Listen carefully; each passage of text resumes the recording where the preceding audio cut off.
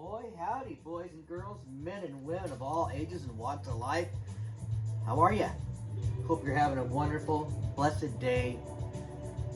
Okay, so as you can see, we've gone a little further.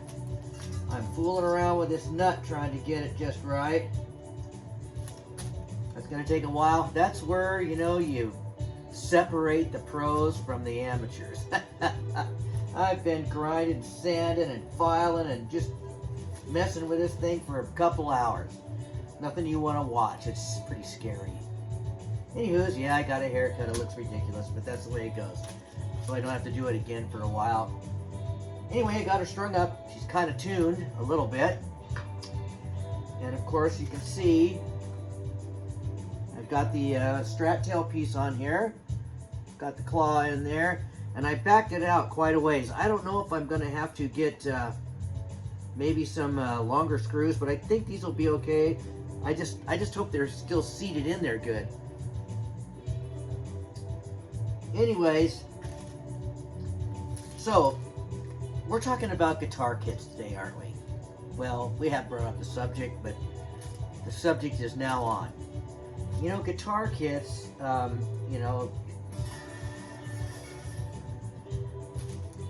not perfect. They're never made to be perfect.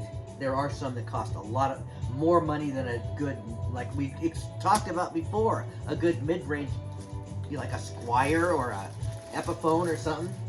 You just go out and buy a darn guitar, You don't have to fool around with all this. But the thrill of this is putting it together and, doing your best to meet the challenges as they come up.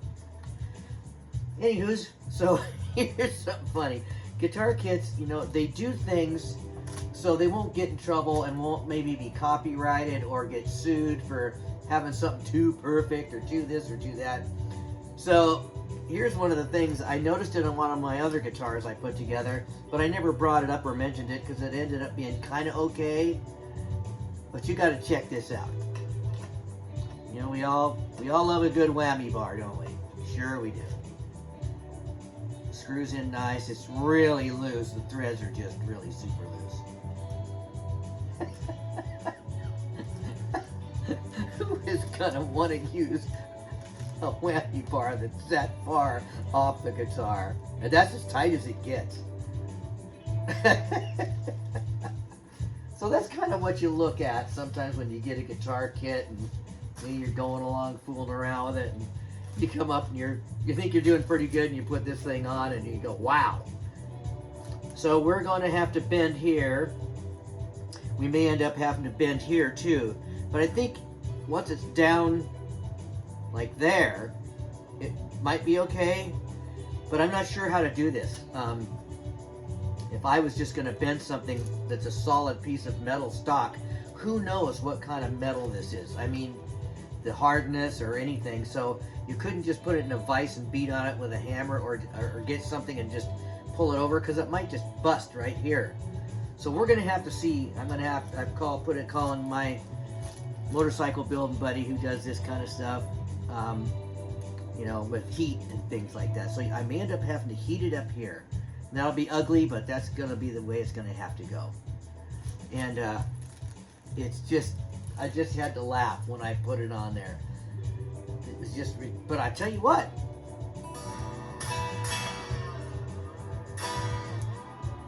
And it seems to come right back to pitch pretty well. It's floating just a tiny bit. It can go up just a hair.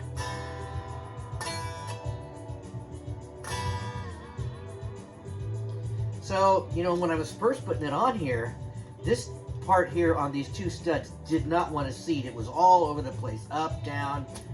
But once I got the strings on there, I got smart and put the strings on, it started working pretty good. Anywho's, it's not a great tremolo unit. If I was going to keep this guitar forever and go out and play it and, big giant gigs at the Coliseum, yeah, I'd put a better one on it. Because it's got a real small, skinny tremolo block. That's super thin. I did buy a bigger one for one of my other guitars, but we'll see what happens with this. We're going to have to get it put together completely, wired up, strung up, fired up, as they say, and plug it in and see how good it works. But you know, the thing actually works pretty good. Now this is, of course, a graphite nut, and it's really slippery. I can tell you that because I've been grinding my fingers down on the file. I take the nut, take it off, and I just use these files and slowly, you know, get it lower and lower. And now it needs to also be reshaped on the bottom. So instead of like this, it's going to have to sit a little bit like that, so it'll go up against the neck without any space in here. But I'm pretty happy with it so far. But you know,